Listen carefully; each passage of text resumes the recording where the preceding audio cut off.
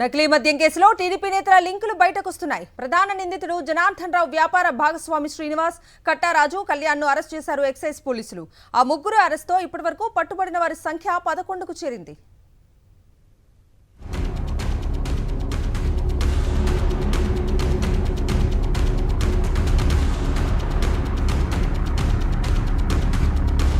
కలకలం సృష్టించిన ములకల చెరువు నకిలీ మద్యం కేసులో రెండో ప్రధాన నిందితుడు కట్టా నాగరాజును అరెస్ట్ చేసినట్లు excise assistant commissioner Chandrasekhar Reddy తెలిపారు. విజయవాడ సమీపంలో ఇబ్రహీంపట్నంకు చెందిన నాగరాజు ములకల చెరువు నకిలీ మద్యం తయారీ ప్లాంట్లో కూలీలను సమకూర్చడంతో పాటు నకిలీ మద్యం రవాణా తదితర కార్యకలాపాలు నిర్వహిస్తున్నట్లు గుర్తించామన్నారు. మిగిలిన నిందితులను అరెస్ట్ చేసేందుకు చర్యలు తీసుకుంటున్నామని అన్నారు. Excise enforcement CI Neelakanteshwar Reddy ఫిర్యాదు మేరకు ఎక్సైజ్ సిఐ హిమబిందు కేసు నమోదు చేశారు. కేసు దర్యాప్తులో భాగంగా మరో ఇద్దరిని వేరుగా అరెస్ట్ చేశారు.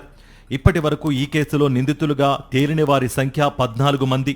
తొలి రోజు 10 మందిని అరెస్ట్ చేయగా మిగిలిన నలుగురిలో కట్టా నాగరాజును నిన్న అరెస్ట్ చేశారు.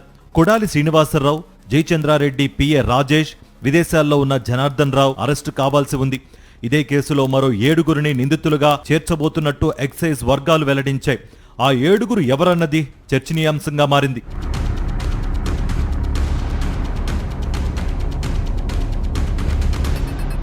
మరోవైపు ఎన్టీఆర్ జిల్లా ఇబ్రహీంపట్నంలో వెలుగు చూసిన కల్తీ మద్యం తయారీ కేసులో మద్యం నింపేందుకు ఖాళీ బాటిళ్లను సరఫరా చేసిన సూరంపల్లి ఇండస్ట్రియల్ ఎస్టేట్కు చెందిన శ్రీనివాసరెడ్డిని పోలీసులు అదుపులోకి తీసుకున్నారు. మద్యం నింపేందుకు వినియోగించిన క్వార్టర్ ఖాళీ బాటిళ్లను కృష్ణా జిల్లా గన్నవరం మండలంలోని సూరంపల్లి ఇండస్ట్రియల్ ఎస్టేట్లోని శ్రీనివాస పెట్ బాటిల్స్ కంపెనీ నుంచి కొనుగోలు చేసినట్లు గుర్తించారు.